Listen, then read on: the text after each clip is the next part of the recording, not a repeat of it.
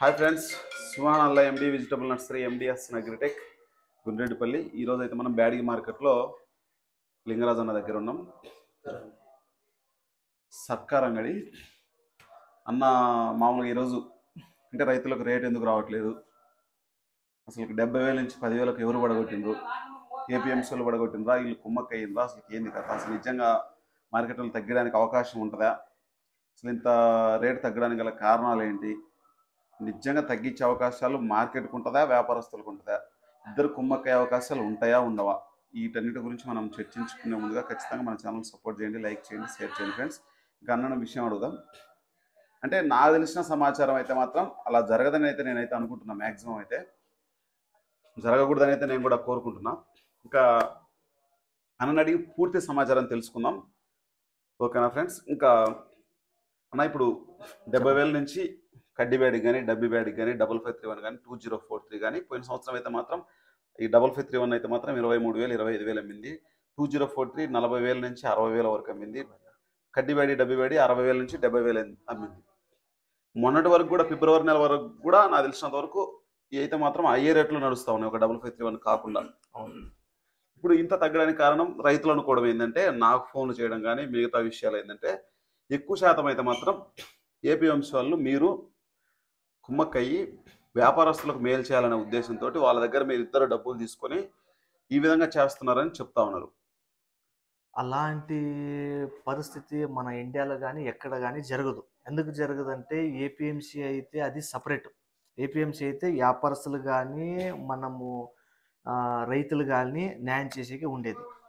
APMC వాళ్ళ దీంట్లో ఏమి ఉండదు. వ్యాపారస్తులు కుమ్మక్కయ్య అంటే ఇప్పుడు సరుకు నిరుడికిన 3 పట్టు ఎక్కువ సరుకు వచ్చింది. ఇప్పుడు మీకు 1/2 కిలో చికెన్ 500 గ్రామ్ చికెన్ ఇస్తాను, తింటారా? 5 కిలో ఇస్తే తింటారా? తినేకి అవుతుందా? అవుదు కదా. అట్లాగే ఎక్కువ వచ్చినాక బరువు అయినాక ఎవరైనా కానీ దానికి విలువ తగ్గిస్తారు కాదు, అవ్వకపోతే ఇడిచిపెడతారు. ఇప్పుడు 5 కేజీ చికెన్ ఎంత అయితే అని తింటారు, మిగతాది ఇడిచిపెడతారు. ఇది మిరపట్లు కాదు. అయినా ఎక్కువ వచ్చినా కానీ కొంచెం ధరలో ఏమో వేరియేషన్ చేసి తీసుకుంటున్నాను కానీ వద్దని ఇడిచిపెట్టేకి ఎవరు లేరు. ఇప్పుడు ఏపీఎంసీ దీంట్లో ఏముండదు. మన చేతిలో ఏముంటుంది అన్న. ఇప్పుడు మన రైతులు వస్తారు, రైతులకి 70,000 పోయిందంటే నాకు కమిషన్ ఎక్కువ వస్తుంది, 50,000 పోయిందంటే కమిషన్ నాకు ఎక్కువ వస్తుంది, 10,000 20,000 పోయిందంటే నాకు కమిషన్ తక్కువ అవుతుంది, నాకు నష్టమే కదా. రైతుకి రేట్ ఎక్కువ అయితే రైతుకి లాభము, కమిషన్ ఏజెంట్ నాకు లాభము, వ్యాపారస్తుకి లాభము, ఏపీఎంసీ వాళ్ళకి సెస్ ఎక్కువ అవుతుంది. సెస్ అని ఉంటుంది కదా, జిఎస్టీ అని ఉంటుంది కదా, గవర్నమెంట్కి లాభం, అందరికీ లాభం ఉంటుంది. రేటు తగ్గినాక అందరికీ నష్టమే ఉండేది. రేటు తగ్గడానికి కారణం వచ్చేసి నిరుడికిన ఈసారి 1,00,000 ఎకరా పెట్టినారంటే నిరుడు ఈసారి 3,00,000 ఎకరా పెట్టినారు. 1,00,000 ఎకరాకి 3,00,000 ఎకరా సరుకు పెట్టినారు. దాంట్లో వర్షాలు రాలేదు, బాగా పండింది. 10 క్వింటలు వచ్చే తోట 20 క్వింటలు వచ్చింది, 15 క్వింటలు వచ్చి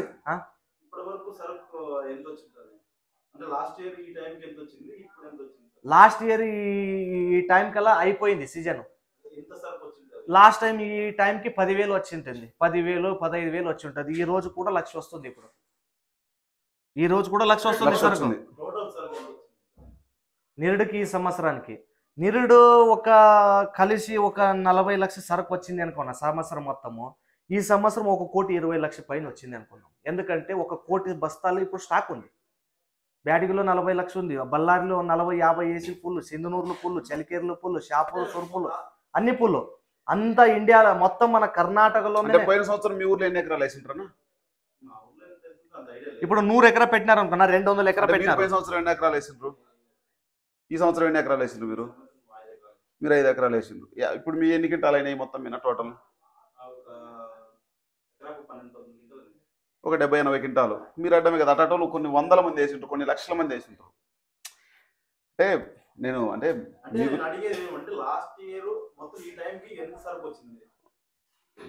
అదేనా 10,000 15,000 అంతా సీజన్ స్టార్ట్ నుంచి లాస్ట్ వరకు 40 లక్షలు వచ్చి ఉంటుందనా? 40 లక్ష 50 లక్షల వరకు వచ్చి ఉంటాను అనుకున్నా సరుకు, అంతే. లాస్ట్ అంటే 50 లక్షలు అనుకోండి.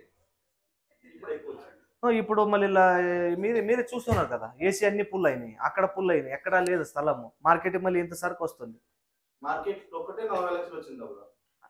టోటల్ ఒక 50 లక్షల సంవత్సరం ఎక్కువ నిరుడికిన డబల్ పైన 3 రకాలుగా ఎక్కువ వచ్చింది. తగ్గడానికి కారణం అదే, రేటు తగ్గడానికి కారణం సరుకు ఎక్కువ వచ్చింది కాబట్టి రేటు తగ్గింది, లేకపోతే రేటు తగ్గదు. విస్తీర్ణం ఎక్కువైంది.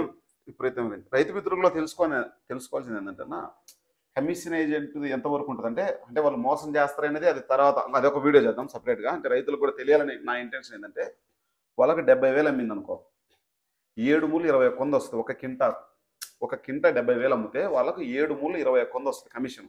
2,100 రూపాయలు కమిషన్. వాళ్ళు ఎక్కువ అమ్మితే కూడా ఒకవేళ 73,000 అమ్ముకోండి, నీకు 70,000 చెప్పినా ఒక 3,000 డబ్బులు వస్తాయి అనుకుందాం. కొంతమంది చేసే వాళ్ళు ఉంటారు, చేయదని నేనైతే అనను. ఇప్పుడు అన్న లింగరాజ్ అన్న జెన్యూన్ ఉంటాడు అని మీకు తెలియాలి. ఇప్పుడు నాకు కూడా అన్న పరిచయం కొత్త, అన్న ఏం మోసం చేస్తాడు ఏం చేయడం అనేది రైతులకు కూడా తెలియాలి. ఎందుకంటే రైతులకు ఇప్పుడు ఇంత పెద్ద మార్కెట్లో నాకు తెలిసి అన్నకి ఇంత సరుకు వచ్చింది ఈరోజు మార్కెట్లో. ఇప్పుడు ఈరోజు వచ్చింది 1,00,000 బస్తాల దగ్గర వస్తే కూడా అన్నది నడవడానికి కూడా జాగా లేదు.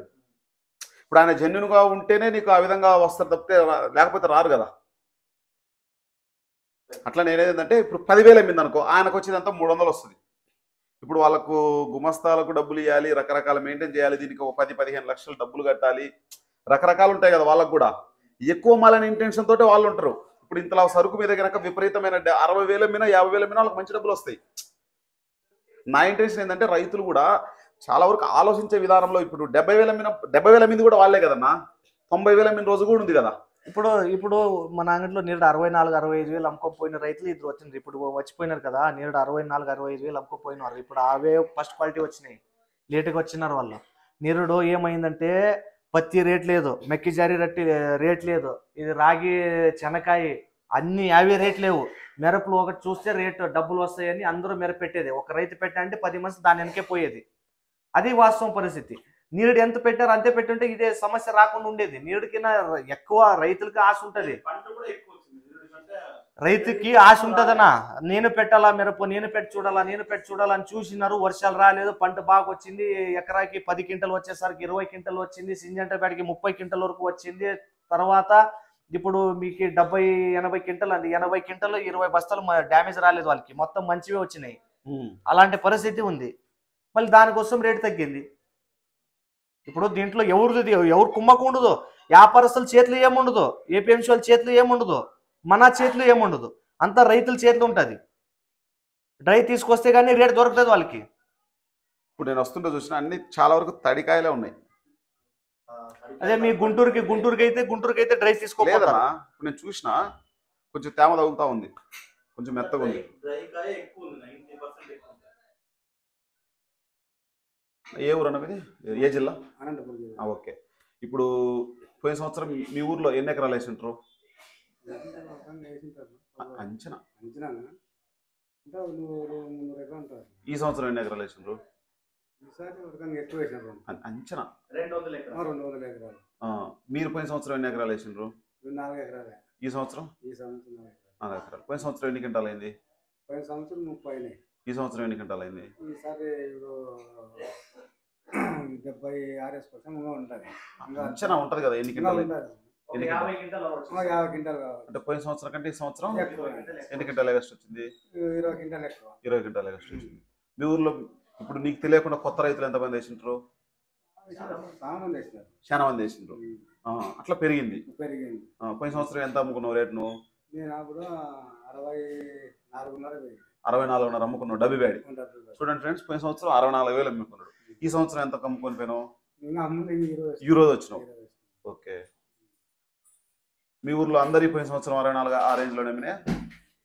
పోయిన సంవత్సరం 50 రూపాయలు తక్కువ. ఈ రోజు ఎంత పోవచ్చు అనుకుంటున్నాను మామూలుగా? ఎంత చూస్తా సార్, మాకు 40,000 పైన పోవాలనుకుంటున్నాను.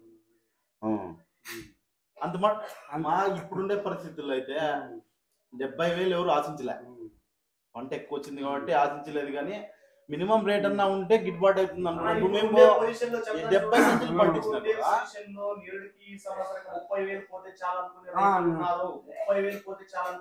30,000 పోయినా కూడా ఆటాటకి అవుతుంది. అసలు అదే వ్యాపారస్తుడు పోయిన సంవత్సరం 60,000 పెట్టిన ఏసీల్లో 30 పైసలు బాగా ఉన్నాయి.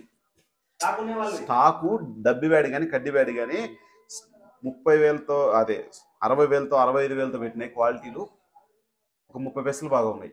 ఆ 60,000తో పెట్టినాయి ఈరోజు అదే క్వాలిటీ 10,000కి అడగడంలే, 10,000కి కూడా అడగడంలే. అటువంటి కాయలు ఆ విధంగా ఉన్నాయన్నమాట. అతనికి ఒక కింటాకి 50 నుంచి 60,000 డబ్బులు పోతున్నాయి. ఈ బ్యాడీ వ్యాపారంలో ఏదైనా 2043 5531 అయినా కానీ ఏదైనా ఈ బ్యాడీ వ్యాపారంలో పోతే పైకి పోతాడు, లేకపోతే కనపరాడుగా. వ్యాపారస్తుల పరిస్థితి ఏ విధంగా ఉంటుందంటే పెరిగినట్టే పెరుగుతుంది, తగ్గినంతే తగ్గుతుంది. ఇప్పుడు మీ ఊర్లో 40,000తో కొనుక్కొచ్చింటారన్నా, ఇదికి వచ్చినాక 15,000కి అడుగుతాడు. ఇది క్వాలిటీ ఏ విధంగా ఉంది అనేది ఎవరికి అర్థం కాదు. వాడికి కార్పెట్ కలర్ అంటాడు, ఇదికి వచ్చినాక థమ్స్అప్ కలర్ అంటాడు, రకరకాల కలర్లు చెప్తాడు వాడు. ఇప్పుడు 553 ఉంది, థమ్స్అప్ కలర్ ఉంటేనే తీసుకుంటాడు, రోజ్ కలర్ ఉంటే తీసుకోడు. అప్పుడు నీకు మనకు మార్కెట్లో ఏది ఏ సిచ్యువేషన్ లేదు మనకు అర్థం కాదు కదా. బస్తాల తొక్కకుండా ముందు ఒక రకంగా ఉంటుంది, బస్తాల తొక్కిన తర్వాత ఒక కలర్ ఉంటుంది. మనం ఇంటికాడ నుంచి తీసుకొచ్చిన తర్వాత నువ్వు గమనించుంటావు మీరు కూడా, బస్తా ఏముందిరా నాయన సరుకు అన్న విధంగా ఉంటుంది. తొక్కిన తర్వాత దాని వర్షన్ అనేది వేరు ఉంటుంది అనమాట. అది వాటర్ కూడా చాలా వరకు తక్కువ వేసుకోవాలి, ఎందుకంటే డిమాండ్ ఉంటే మీది ఎట్టున్న రేటు పోద్ది. ఇప్పుడు 65,000 పోయిన సంవత్సరం అనుకుండేది ఎలక్షన్ తో నుంచి ఇబ్బంది అయింది.